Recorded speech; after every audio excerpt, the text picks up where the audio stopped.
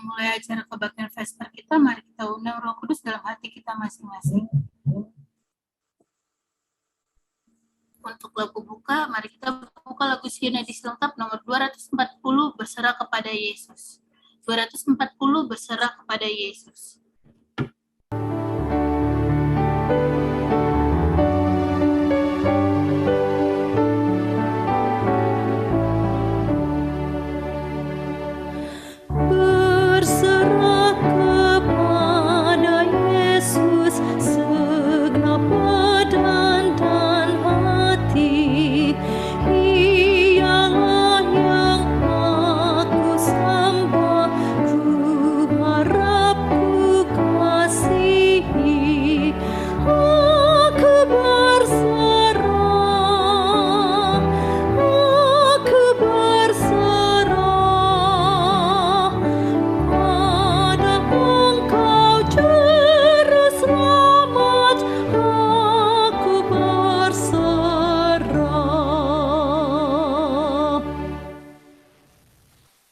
Untuk doa buka, mari kita undang kesediaan Bapak Yahya untuk membawakan doa buka. Kita bersatu dalam doa. Tuhan Allah Bapa kami yang bertata dalam kerajaan Engkau mulia, terima kasih Tuhan, Kau sudah pimpin dan berkati kami sepanjang 6 hari minggu kami yang sudah kami lalui. Hingga tiba pada saat ini Tuhan, kami kembali datang padamu, mengucap syukur atas berkat yang Kau sudah berikan pada kami semua. Terlebih pada acara Vesper ini Tuhan, kami mau dengar firman-Mu. Bila firman yang akan kami dengar telah menjadi kekuatan bagi iman percaya kami, dan kami boleh tetap setia sampai ke akhir sebuah kali. Berkati yang mau Pak Ontore yang mau membawakan firman-Mu, bila Tuhan berkati, pimpin beliau dengan roh yang suci agar firman yang diberikan boleh menguatkan iman percaya kami. Terima kasih Tuhan. Kami serahkan semua ini dalam tangan Tuhan, dalam nama Yesus, Juru Tebus kami. Amin. Amin. Amin. Sebelum kita mendengarkan renungan yang akan dibawakan oleh Bapak Untoro, mungkin kita ada yang membawakan kesaksian. Bulan Juli juga ya, Juli Agustus ya. Awal muasalnya pandemi sudah dimulai itu, kita nggak bisa cicilan mobil. Cicilan mobil, kita waktu itu cicil mobil Toyota Avanza, sudah berjalan 2 tahun. Kemudian saya didatengin debt collector, Ambon. Pertama, dia nggak ketemu kita. Terus kedua, pas ketemu dia lihat mobil ada di garasi. Hampir ya terjadi keributan. Katanya Pak Melki, kalau dia ngotot mau ambil juga, kita berantem aja deh, katanya. Karena waktu itu kan terbit peraturan yang ada kelonggaran dari pemerintah yang tidak boleh menarik mobil yang sedang di leasing ya. Tetapi debt collector itu bilang ini surat perintah dari leasingnya karena kita sudah nunggak 5 bulan. Akhirnya terjadi keributan, dia tetap kekeh mau tarik mobil. Terus saya bilang ya udah kita minta waktu. Kita minta waktu mungkin sampai dengan akhir bulan ini, bulan itu ya. Akhirnya oke, disepakati dia kasih kita waktu. Minggu berikutnya dia datang lagi. Memang saat itu udah kita rencanakan bahwa kalau bisa mobil jangan di rumah, kita taruh parkir di tempat teman. Atau pada saat itu juga Pak Tikwalu belum pulang ke rumah. Akhirnya dia marah-marah. Dia marah, dia bilang saya tunggu.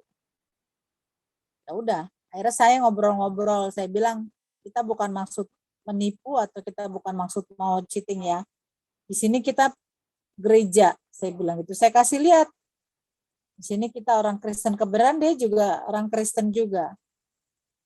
Singkat cerita kita ngobrol-ngobrol, dia bilang gini, dia panggil kakak. Kakak, beta lapar. Gitu. Boleh minta makan nggak? Saya bilang, oh boleh. Dia bilang gitu. Saya masakin ya Indomie sama telur. Iya boleh katanya. Dia soalnya nggak punya uang untuk makan. Akhirnya dia duduk masuk ke dalam halaman, dia duduk, saya buatin. Dan kebetulan dia berdua dengan temannya. Terus dia minta kopi. Saya bilang kita nggak ada kopi. Kalau teh ada. Karena kadang-kadang suka standby kalau nggak ada yang kena diare malam-malam, nggak ada obat, kita seduh yang pekat itu untuk pengobatan sementara. Dia bilang boleh saya minta tapi yang manis. Saya kasih dia di gelas besar, dia makan, dia minum. Dia tunggu-tunggu kan, saya bilang suami saya lagi pergi belum pulang. Oke, nanti dia datang lagi, dia bilang. Minggu berikutnya dia datang lagi. Mobil memang nggak ada, karena lagi dipakai, nge-grab. Kedua kalinya juga dia minta makan. Saya buatin lagi. Sampai akhirnya pas pulang dia lihat gelas yang saya kasih dia minum teh manis itu bagus. Dan dia minta dibawa pulang. Saya kasih.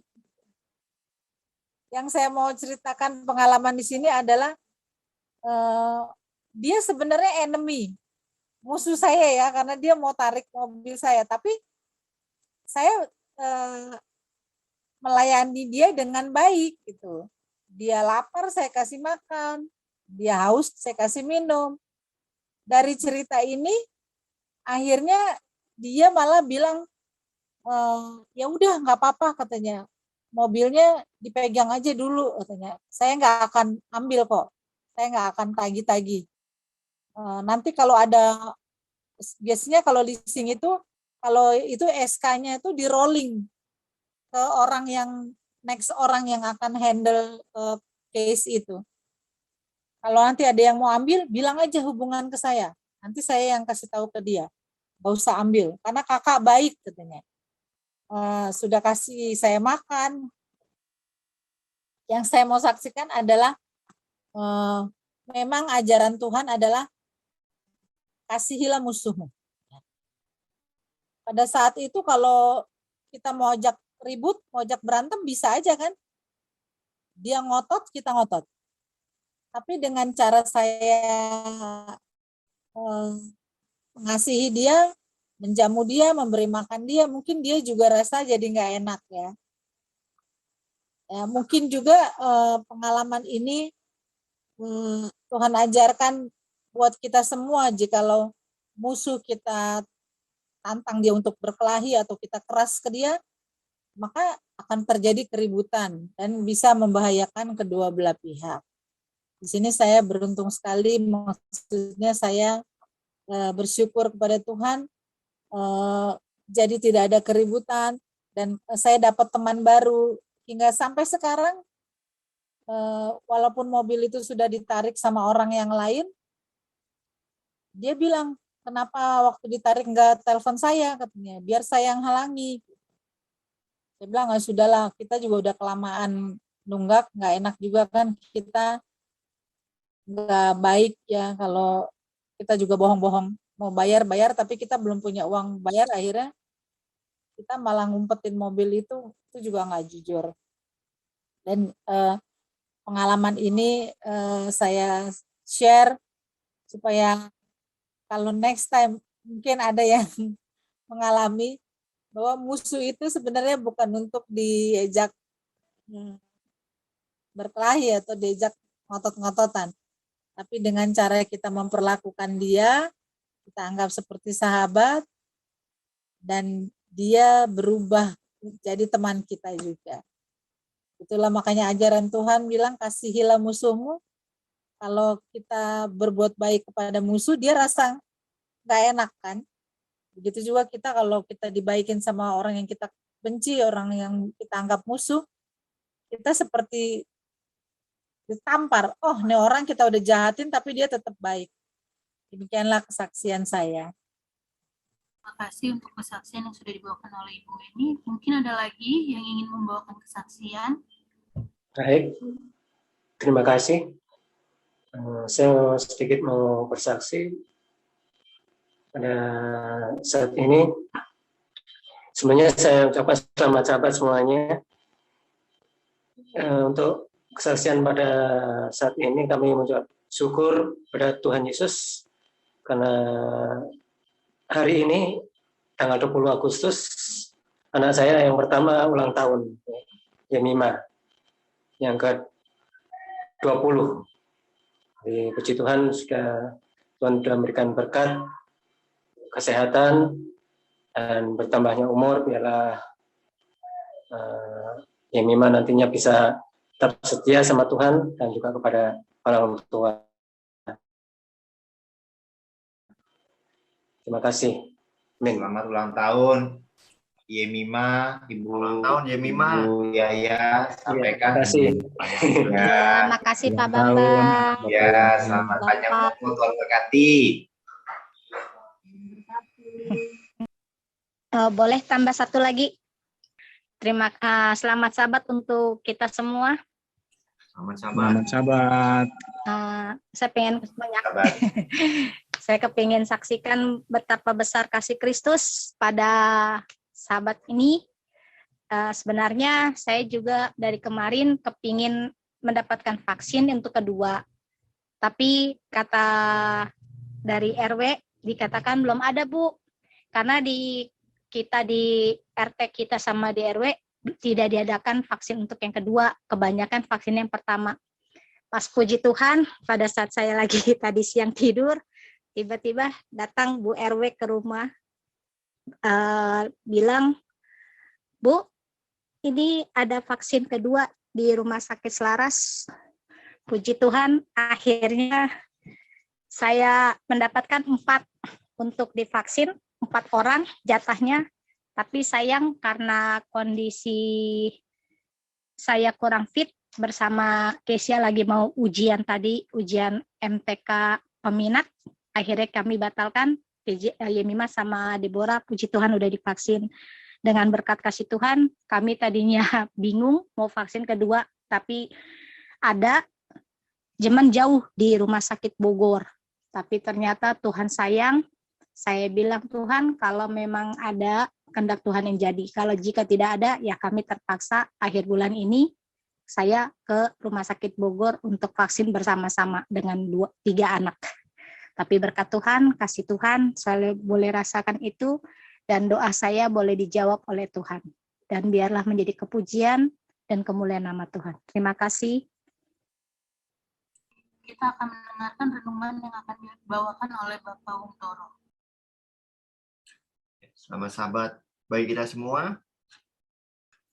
Pelajaran kita sudah sampai di Daniel 11 ayat 20. Daniel 11 ayat 15 sudah ditampilkan suatu kekuatan besar, yaitu kerajaan Roma kafir yang memulai menguasai dunia tahun 168 sebelum Masehi.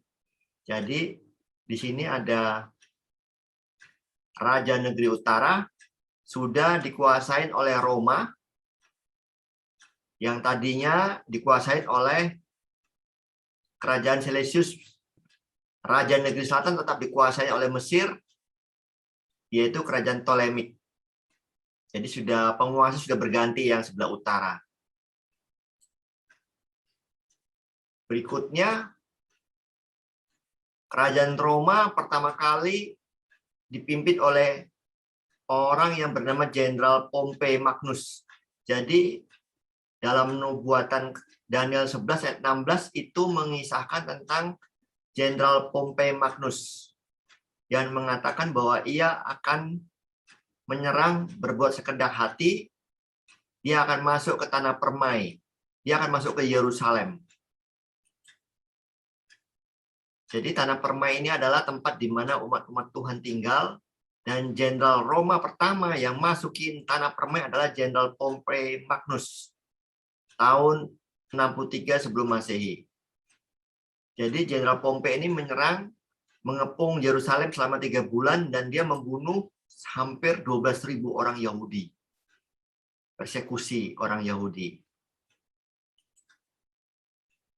Kemudian dia merobohkan tembok-tembok Yerusalem, tetapi dia tidak memusnahkan semua orang Yahudi. Inilah saat pertama kerajaan Roma kafir memasuki kota atau tanah permai atau kota Yerusalem. Dia mengambil kontrol atas negara Yahudi di Yerusalem. Kemudian ayat 17 sampai 19 itu mengisahkan tentang Julius Caesar dengan Cleopatra 7 Pilopator. Cleopatra di sini adalah Cleopatra yang kita kenal selama ini, yang dibilang terkenal cantik, ahli dalam diplomatik, pintar, dan ahli dalam merayu juga. Sehingga Julius Caesar, jenderal pengganti Pompei, terpikat. Penguasa Roma pada saat itu ini berbentuk republik Romawi. Artinya di sana ada senat, seperti negara kita ada anggota senat atau anggota MPR, DPR. Begitu pula Republik Roma pada saat itu dipegang 3 orang bersamaan, yaitu Julius Caesar, Triumvirat I, kemudian Pompei, Magnus, dan satu lagi Crassus. Crassus mati dalam peperangan, tinggal 2. Jenderal Pompei ini sebetulnya adalah menantu. Jadi anak Julius Caesar ini yang bernama Julia ini adalah istri dari Jenderal Pompei.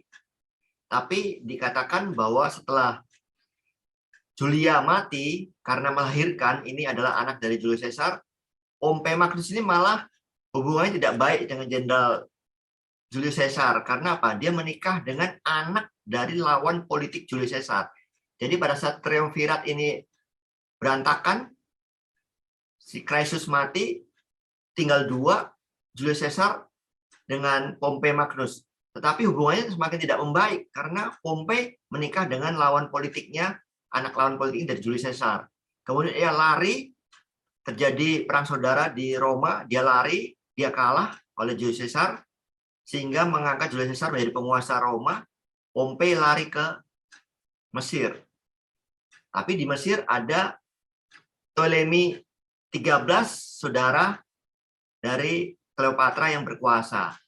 Untuk menarik muka perhatian dari Julius Caesar yang mengejar sampai Mesir, dibunuhlah Pompei Magnus itu supaya mendapat bantuan dari Roma. Tetapi Julius Caesar malah marah kepada raja dari Ptolemy 13 ini, sehingga dia bunuh dia karena apa? Walaupun gimana katanya dia adalah teman saya.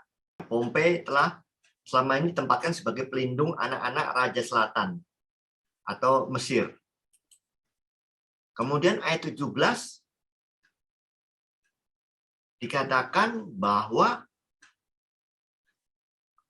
kerajaan Roma kafir dikuasai oleh Julius Caesar. Karena apa? Triumviratnya sudah mati semua ya. Crassus 1, kedua Pompei mati. Jadi tinggal 1 orang ini. Jadi dia sendiri yang berkuasa. Jadi dalam ayat 17 ini menceritakan tentang hubungan antara Julius Caesar dengan Cleopatra 7 Pilopator sampai ayat 19. Cleopatra juga jadi the Queen of the Egypt ya, tetapi hubungan asmara terjadi antara Julius Caesar dengan Cleopatra 7 Pilopator yang mempunyai anak bernama Caesarion. Dan Julius Caesar karena dia punya hubungan asmara, pada saat dia didamaikan oleh saudaranya, penguasa Mesir juga. Di Mesir juga sama, penguasanya ada 3 orang. Triumvirat juga, yaitu Cleopatra dengan 2 adiknya laki-laki. Salah satu adiknya itu yang nomor 3 itu adalah suaminya. Jadi dia menikahin saudaranya sendiri. Jadi pada saat Julius Caesar membuat perdamaian di Mesir, saudaranya keberatan karena menganggap Julius Caesar terlalu memihak kepada Cleopatra.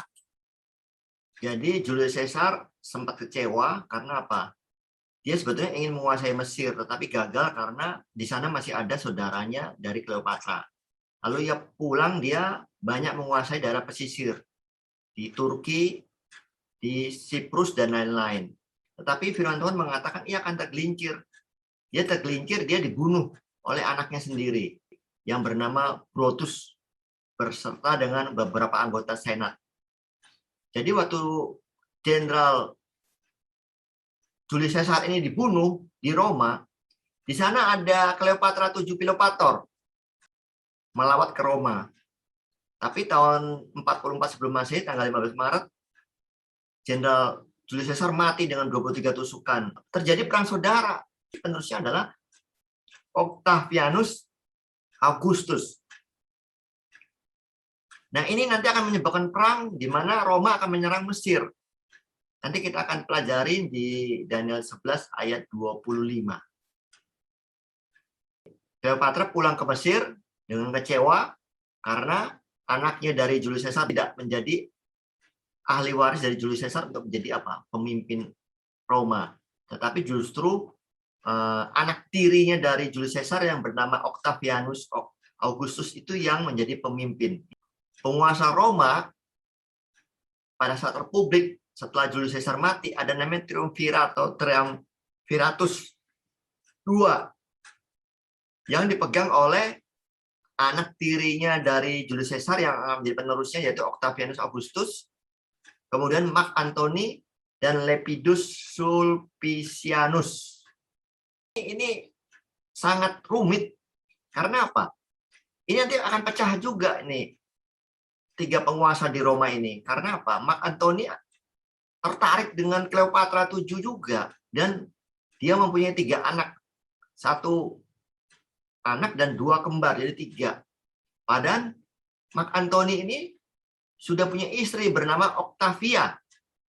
Yang mana Octavia ini adalah adik dari temannya di Triumvirat ini, yaitu penguasa Roma, Octavianus Augustus. Sehingga gegara perempuan, Octavianus Augustus ini perang dengan Mark Antony yang sudah menikah dengan Cleopatra 7 dan lari ke Mesir. Nah, kemudian Mark Antony dan Cleopatra menghadapi perang serbuan dari Octavianus Augustus, penguasa Roma yang disebut Perang Actium. Ini sangat terkenal, nanti akan dibahas lagi di dalam Daniel 11 ayat 25, Perang Actium pada tahun 31 sebelum Masehi. Dalam perang ini, Mark Antony yang di-backup oleh tentara Roma, pengikutnya dia, dan ditambah dengan tentara Mesir, itu kalah oleh pasukan dari Roma yang dipimpin oleh Octavianus Augustus.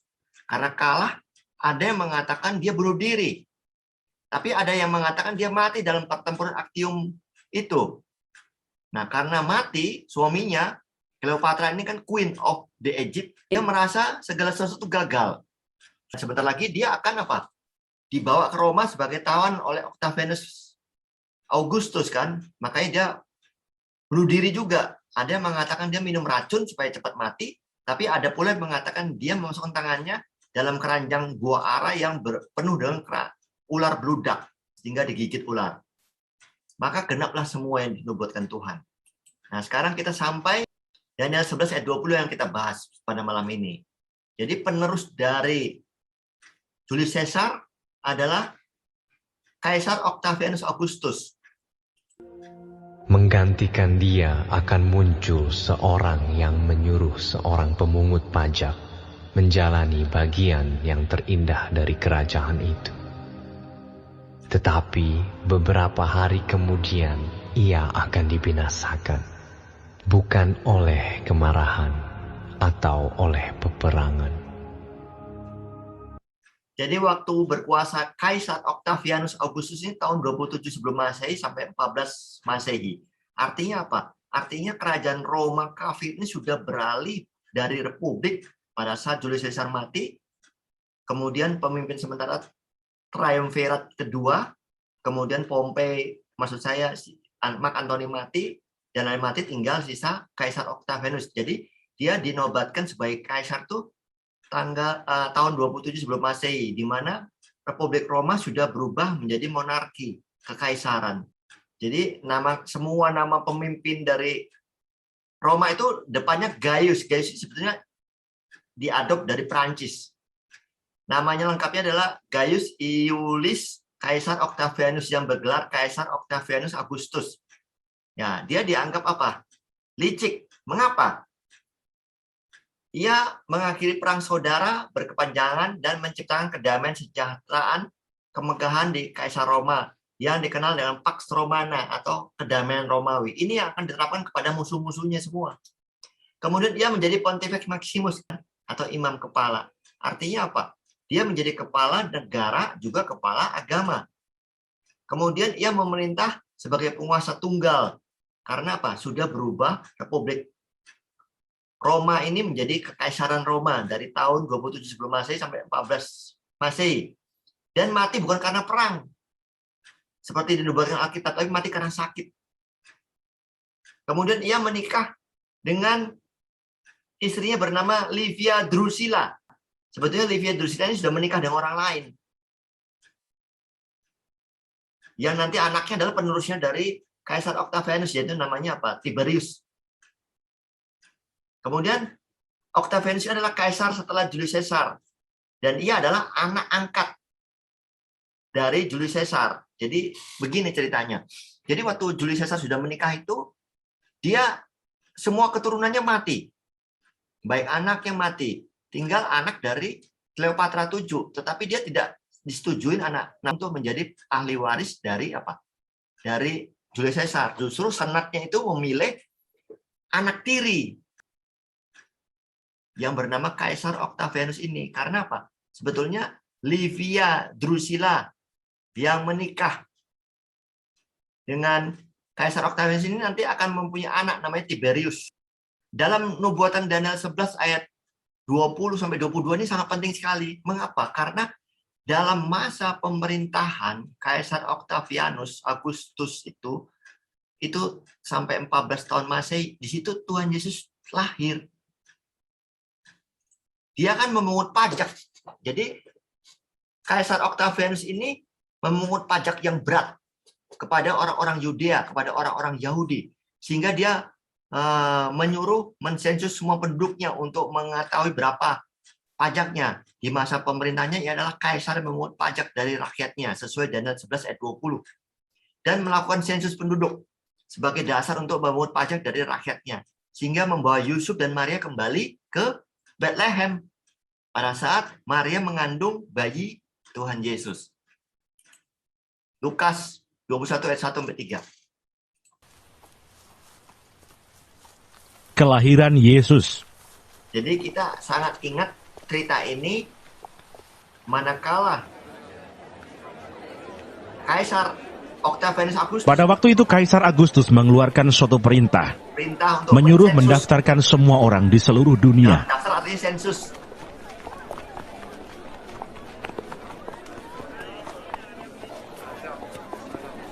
Kenapa Inilah sensus? pendaftaran yang pertama kali diadakan sewaktu Kirenius menjadi wali negeri di Syria. Maka pergilah semua orang mendaftarkan diri masing-masing di kotanya sendiri. Jadi pada saat itu Maria ibu Yesus sudah hamil tua. Dan ini menceritakan bagaimana mereka mencari penginapan tapi selalu ditolak, dibilang penuh. Akhirnya ada seorang anak menunjukkan ada kandang domba, palungan. Jadi waktu Yesus lahir itu dalam masa pemerintahan Kaisar Tiberius. Jadi pengganti dari Kaisar Octavianus yang mati karena sakit, yaitu Kaisar Tiberius. Menggantikan dia akan muncul seorang yang hina, yang tidak memperoleh martabat raja. Tetapi dengan tak disangka-sangka, ia akan datang merebut kedudukan raja dengan perbuatan-perbuatan licin. Kaisar Octavianus, ayah dari Kaisar Tiberius ini, dia memungut pajak kepada rakyatnya, khususnya juga orang-orang Yahudi di Yudea. Sehingga membawa Maria, ibu Yesus, dan Yusuf untuk pulang ke Bethlehem harus mengikuti sensus. Dan pada saat perjalanannya kita tahu bahwa ibu Yesus Maria sedang hamil tua sehingga harus melahirkan di palungan, di kandang domba. Nah, kemudian pengganti dari Kaisar Octavianus Augustus ini adalah anaknya. Menggantikan dia, ayat 21, muncul seorang yang hina. Kenapa dia hina?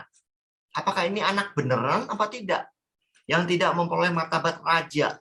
Tetapi dengan tak disangka-sangka ia akan datang merebut kedudukan raja dengan perbuatan-perbuatan yang licin. Tiberius. Dia punya gelarnya Tiberius Julius Kaisar Augustus.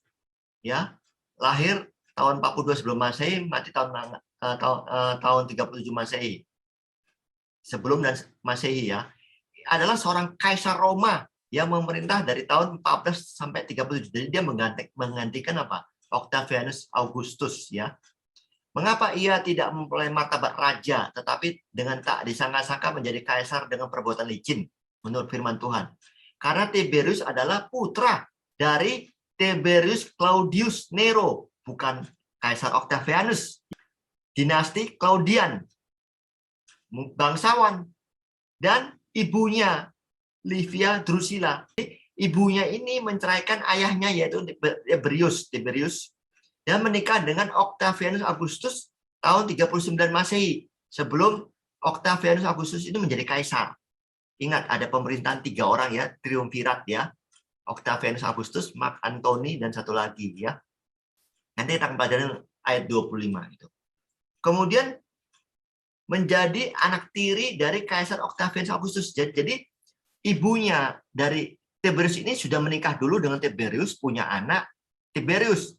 Lalu dia menikah dengan Octavianus Augustus yang akhirnya menjadi kaisar.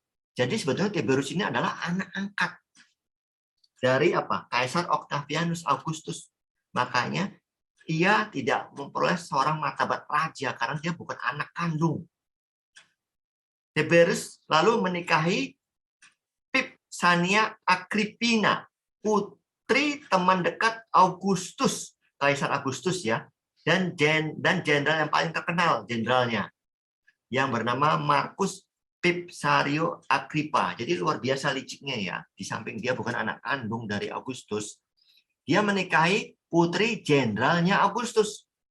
Sehingga Tiberius ini menjadi orang terdekatnya dari Augustus, anak angkatnya.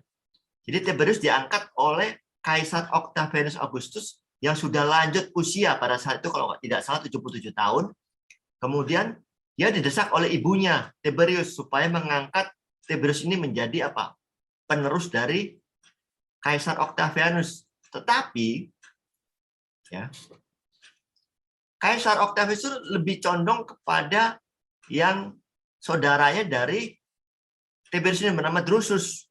Cuma Drusus ini sudah keburu mati sebelum dia ditunjuk oleh Kaisar Octavianus pada tahun 9 sebelum Masehi. Jadi sisa satu ini aja yang hadir, si Tiberius ini. Jadi dia yang menggantikan. Jadi jenderal terdekatnya mati, saudaranya juga mati, jadi tinggal dia. Jadi karena Octavianus sudah tua 77, jadi ibunya mendesak dia menjadi apa? Pengganti dari Octavianus, jadi kaisar dia. Kemudian Tiberius menikah dengan putri Kaisar Augustus ya, yang bernama Julia. Jadi Julia ini anak dari Octavianus Augustus dari istri lain, bukan Drusilla tadi. Kan Drusilla kan tadi kan Tiberius ya, klannya Tiberius ya, ini dia. Ini klannya Tiberius ya, bapaknya asli dari Kaisar Tiberius ya kan. Jadi Tiberius ini anak angkat dari Octavianus, dengan Octavianus sudah menikah duluan dengan Scribonia dan mempunyai anak bernama Julia. Nah, ini dinikahi oleh Tiberius. Nah, ini licin lagi dia kan, sudah bukan anak angkatnya.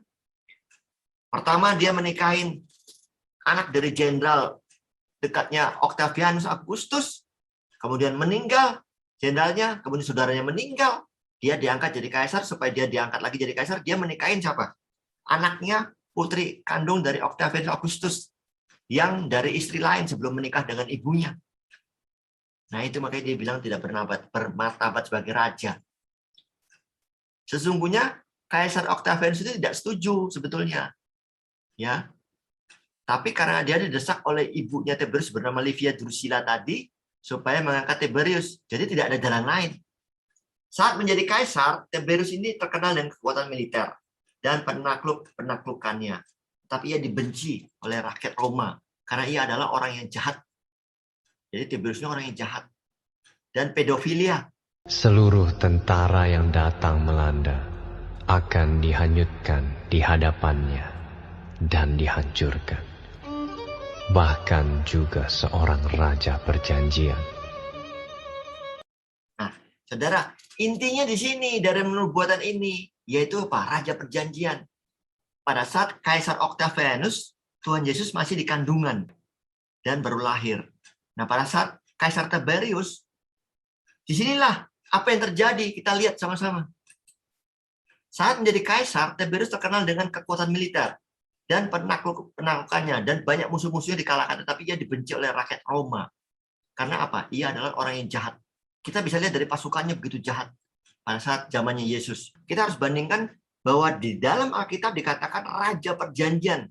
Raja Perjanjian huruf besar. Artinya apa? Ini Tuhan Yesus. Nah, kita tahu bahwa Tuhan Yesus lahir, hidup di zaman siapa? Kerajaan Roma kafir. Bukan di kerajaan apa? Selesius. Pada saat Yesus lahir dan sampai Yesus disalib, itu di bawah kekuasaan Yudea, di bawah kekuasaan penjajahan Roma kafir.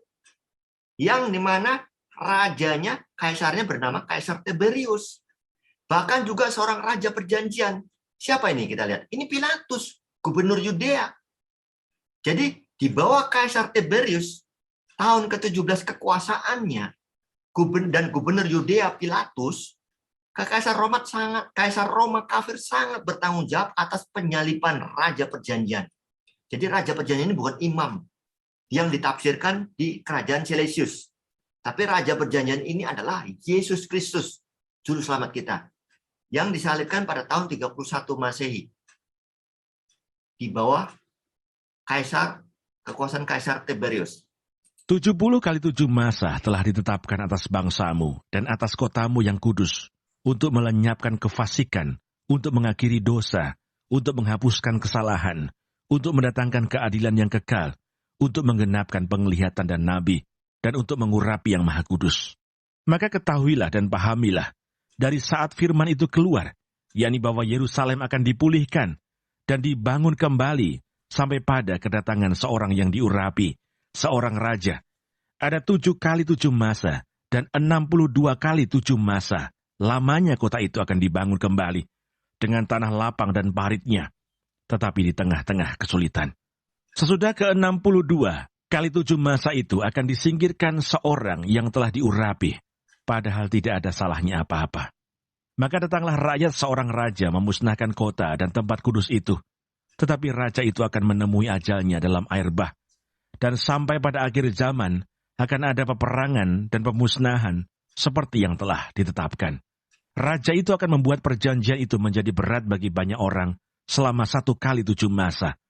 Pada pertengahan 7 masa itu, ia akan menghentikan korban sembelihan dan korban santapan.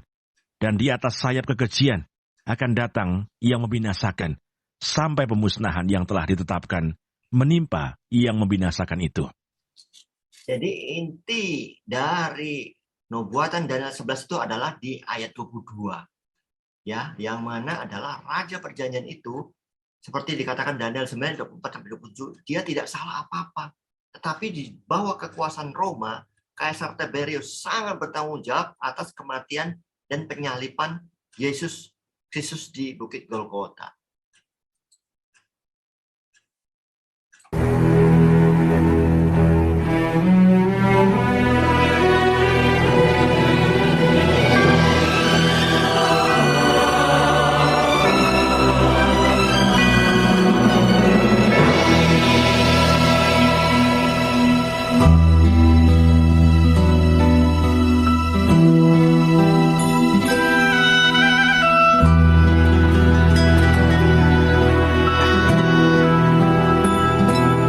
Down the Via Dolorosa in Jerusalem that day, the soldiers tried to clear the narrow street, but the crowd pressed in to see the man condemned to die on Calvary.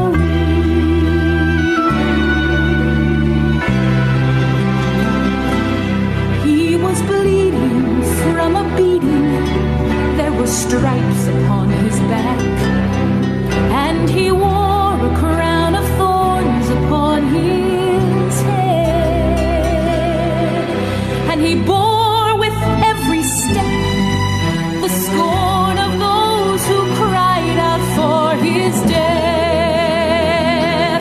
Down the Via Dolorosa, called the way of suffering, like a lamb came the Messiah, Christ the King. But he chose to walk that road out of his love for you and me. Down the Via Dolorosa, all the way to Calvary.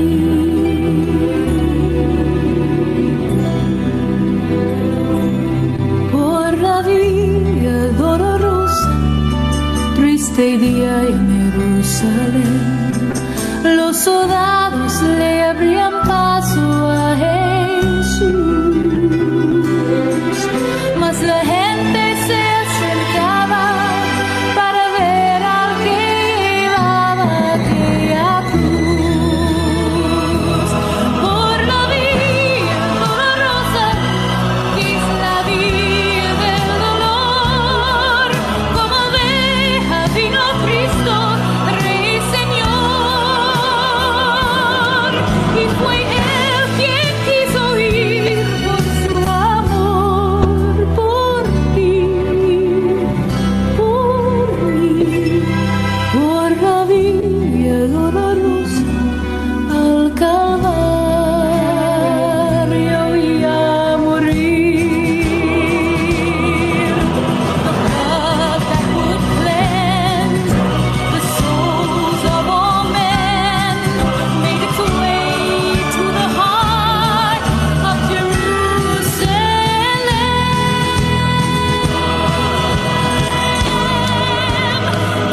Down the Via Dolorosa, all the way of suffering, like a lamb came the Messiah, Christ the King. But he chose to walk that road out of his love for you and me. Down the Via Dolorosa, all the way to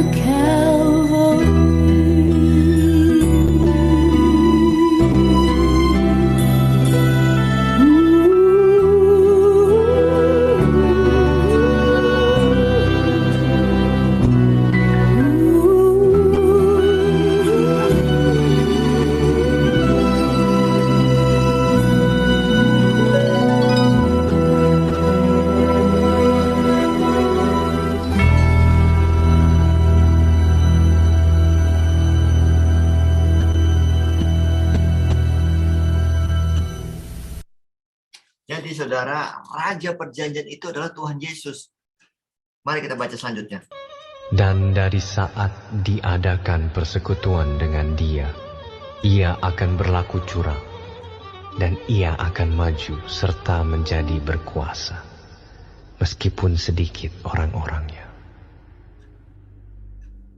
Dengan tak disangka-sangka, Ia akan memasuki daerah-daerah yang paling subur dari negeri itu, dan melakukan apa yang belum pernah dilakukan oleh para bapa dan nenek moyangnya, yakni menghamburkan rampasan dan jarahan dan harta di antara orang-orangnya. Juga terhadap tempat-tempat yang berbenteng, Ia membuat siasat, tetapi hanya untuk sementara waktu. Jadi Kaisar Tiberius ini sangat kejam. Kita bisa lihat kejamannya itu bagaimana orang-orang Yahudi itu merindukan kemerdekaan. Dan mereka pikir Raja Perjanjian itu melepaskan mereka dari penjajahan Roma. Saking kejamnya. Tetapi tidak. Kerajaan Tuhan itu bukan di dunia ini, tapi di surga. Itulah sekarang orang Yahudi tidak mau menerimanya. Oleh sebab itu, jangan kita heran bahwa penafsiran yang lain yang kita sempat baca beberapa lalu itu tidak menampilkan Raja Perjanjian Yesus disalib ini. Karena mereka atau iblis berusaha mengaburkan bahwa tidak ada pengorbanan Yesus di kayu salib. Dalam Daniel 11 ayat 22, Raja Perjanjian itu adalah Yesus Kristus, Juru Selamat kita. Yang mati disalib karena kekejaman Kekaisaran Roma di bawah pimpinan Kaisar Tiberius. Kita lihat dia berkuasa dari tahun 14 sampai 37 Masehi. Yesus disalib tahun 31. Dan kekejamannya bukan hanya kepada Raja Perjanjian. Kita lihat, dia mengadakan persekutuan dan akan berlaku curang. Dan ia akan maju sebagai penguasa, walaupun sedikit orang-orangnya. Jadi, ia berlaku curang. Merefer kepada Kaisar Tiberius ini sebenarnya bukan anak kandung dari Octavianus, Kaisar Octavianus Augustus. Tapi ia berhasil menjadi kaisar.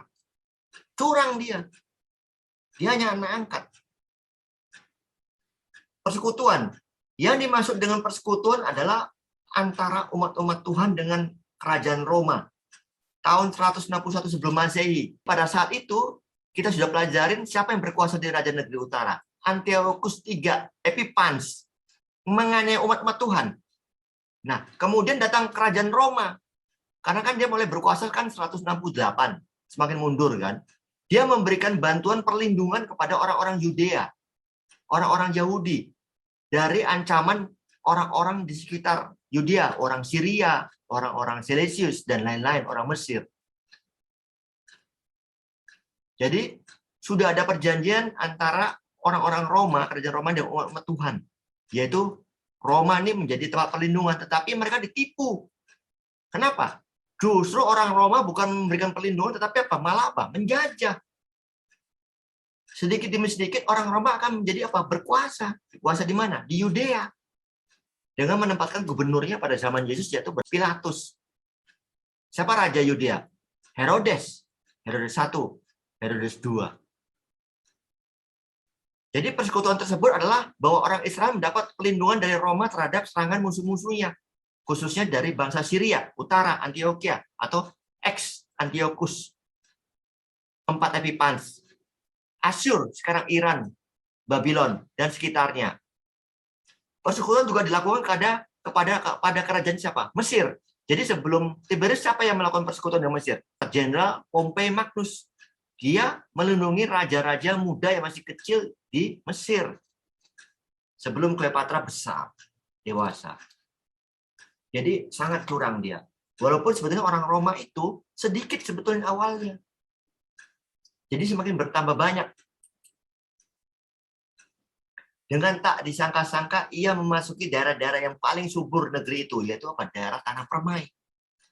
Dan melakukan apa yang belum pernah dilakukan para bapak dan nenek moyangnya, yakni menghamburkan rampasan dan jarahan dan harta di mana di antara orang-orangnya. Kita lihat. Jadi menghamburkan rampasan dan jarahan dan harta di antara orang-orangnya itu adalah suatu keuntungan bagi seluruh pasukan konfederasi Roma. Jadi sebetulnya orang-orang Roma ini kan sebetulnya sedikit. Kenapa semakin bertambah banyak? Karena apa?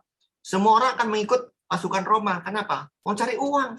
Karena pada saat mereka habis taklukkan satu daerah, satu area, itu hartanya dibagi-bagi. Kaisar ini menggunakan siasat Pax Romana, yaitu Roma berdamai. Nah, yang melakukan perdamaian kepada setiap bangsa yang ditaklukkan atau yang mau bersekutu dengan Roma dengan cara damai tanpa perang. Kemudian dia berbagi harta. Membagi harta warisan atau maksud saya harta rampasan kepada daerah-daerah yang dikuasai kepada seluruh pasukannya dia, pasukan konfederasi, itu belum pernah dilakukan oleh bapak leluhurnya. Siapakah bapak leluhurnya sebetulnya? Dari Persia, dari Babylon, dari Alexander, Yunani. Tidak pernah. Mereka selalu melakukan penaklukan dengan perang. Tetapi Roma ini melakukan dengan apa? Cara damai. Cara damai dengan membagikan apa? Harta rampasan. Itu yang dikatakan dalam firman Tuhan, melakukan apa yang belum pernah dilakukan oleh para bapak dan nenek moyangnya, yaitu apa? Membagikan harta rampasan kepada orang yang ditaklukkan, kepada pasukannya, dan dengan cara damai menguasai dengan teks Romana. Kemudian dalam ayat 24 itu dikatakan juga terhadap tempat-tempat yang berbenteng ia membuat siasat, tetapi hanya untuk sementara waktu. Apa maksudnya? Kita tahu kota benteng itu apa? Roma, di Italia sana. Tempat-tempat berbenteng. Tetapi hanya untuk sementara waktu, kata Tuhan. Kenapa? Dikatakan bahwa Roma kafir itu akan mengendalikan dunia dari kota Roma berbenteng ini, di kota Roma itu selama 360 tahun. Dari tahun kapan? Dari mana perhitungan 360 tahun tersebut? Pada saat Octavianus Augustus tadi menyerang Mark Antony yang menikah dengan Cleopatra. Sebetulnya Mark Antony ini kan sebetulnya adik ipar Octavianus Augustus. Dia ada triumvirat 3 kan, tapi satunya mati. Dia disuruh untuk datang ke negeri selatan, yaitu Mesir, untuk mengalahkan. Tetapi sampai di Mesir, itu tahun 31 sebelum Masehi, dia bukannya mengalahkan, tapi dia tertarik sama Cleopatra. Dan punya 3 anak. Bahkan Cleopatra ini dalam sejarahnya diberikan area-area yang sudah dikalahkan oleh Roma. Jadi waktu Mark Antony ini pergi ke Mesir, dia membawa banyak pasukan Roma. Octavianus Augustus kesal. Sudah menceraikan adik-adiknya, dia kawin lagi dengan Cleopatra. Akhirnya apa? Murka dia. Akhirnya terjadi perang saudara. Jadi tujuan Mark Antony ini, di samping dia jatuh cinta kepada Cleopatra yang katanya memikat, dia berkata bahwa Mesir ini dikuasai oleh seorang ratu, Queen of Egypt. Ya, bukan raja, karena saudara sudah mati dua-duanya, dibunuh olehnya. Jadi dia berpikir kalau Mark Antony ini mengawinin Cleopatra, dia akan jadi raja Mesir. Itu maksudnya. Akhirnya kecewalah penguasa Roma dalam triumvirat itu, yang satu sudah mati, tinggal 2 ini. Akhirnya dia memerangin Mark Antony ini dengan Cleopatra, kerajaan Mesir. Pada tahun 31 sebelum Masehi. Ini yang disebut namanya Perang Actium. Perang yang terkenal. Dan dari titik sinilah awal Roma berkuasa seluruh dunia. Jadi nanti Mesir ini akan dikalahkan oleh Octavianus Augustus. Termasuk Cleopatra tadi apa? Bunuh diri. Mark Antony tadi ada katakan bunuh diri dan mati dalam peperangan. Disinilah awal tahun bahwa Roma berkuasa seluruh dunia. Sampai kepada apa? Kaisar Konstantin yang agung, kita sudah pelajarin dalam Daniel 9.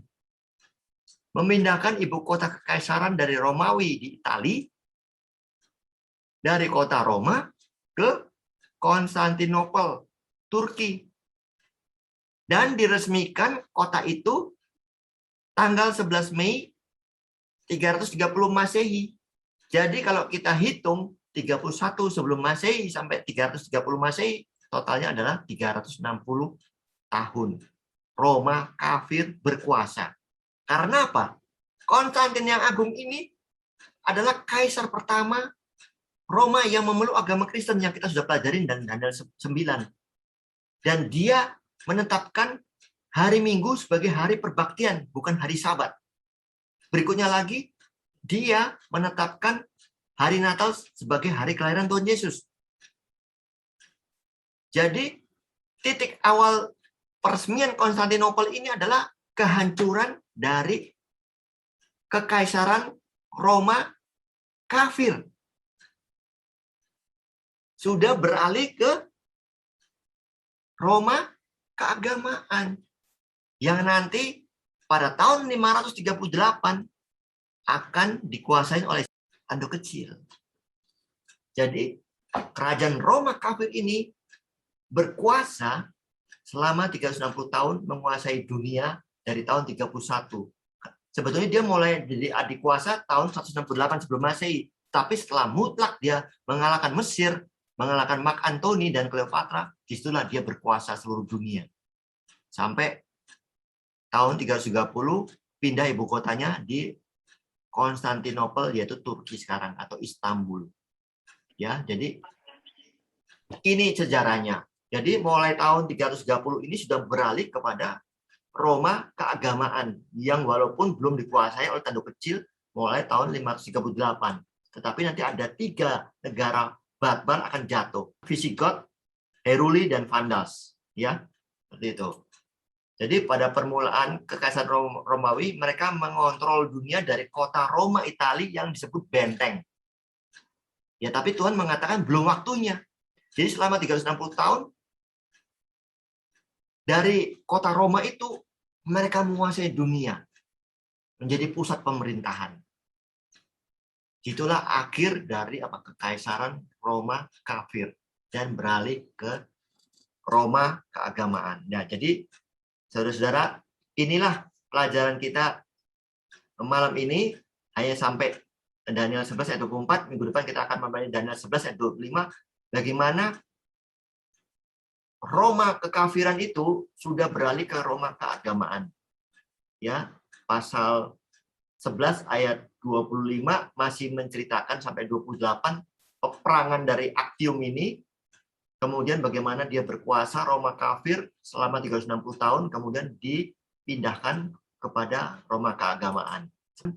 Tuhan memberkati kita semua. Amin.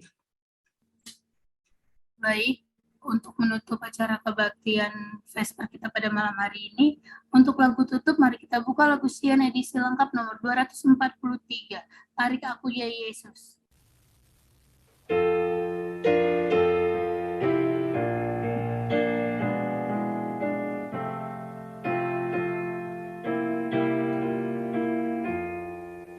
Tarik aku ya Yesus, dekat ke salib-Mu, air hidup Golgota, alirkan padaku.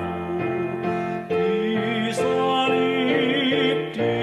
salib, itu kemuliaan,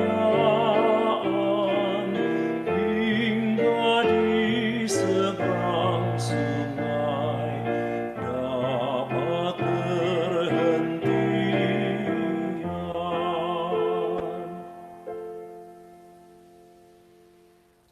Untuk doa tutup, kami undang kesediaan Bapak Bambang untuk membawakan doa tutup. Mari kita tunduk kepala, kita berdoa.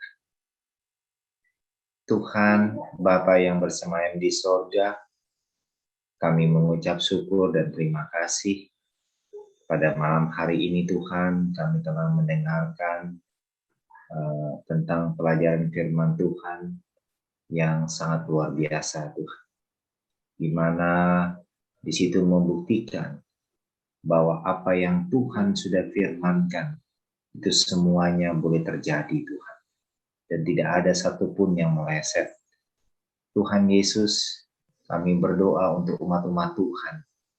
Bahwa bagaimana kuasa kegelapan iblis juga mencoba untuk menyelewengkan sejarah ini Tuhan. Sebagai saksi kebesaran Tuhan. Bahwa tentang nubuat Tuhan, tentang kebenaran, tentang Raja Perjanjian yaitu Yesus, itu yang memang sudah Tuhan nubuatkan, itu boleh menjadi berita besar, menjadi kabar baik bagi banyak orang. Kuasa kegelapan itu berusaha untuk menyelewengkan sehingga banyak jiwa tidak datang kepada Tuhan Yesus. Terima kasih juga Pak Untoro yang Tuhan berikan hikmat karunia dalam menjelaskan ini semua Tuhan kepada kami. Biarlah Tuhan memberikan kesehatan, panjang umur, Tuhan memberkati keluarganya, sehingga semakin hari Tuhan memakai Pak Untoro ini untuk menjadi saksi Tuhan yang Tuhan pakai untuk menerangkan banyak hal-hal tentang nubuatan yang memang harus diketahui oleh umat-umat Tuhan saat ini, khususnya kami-kami yang orang-orang awam ini Tuhan. Sehingga ini mudah untuk dimengerti bagi kami dan kami semakin siap sedia untuk kedatangan Tuhan yang kedua kali kelak.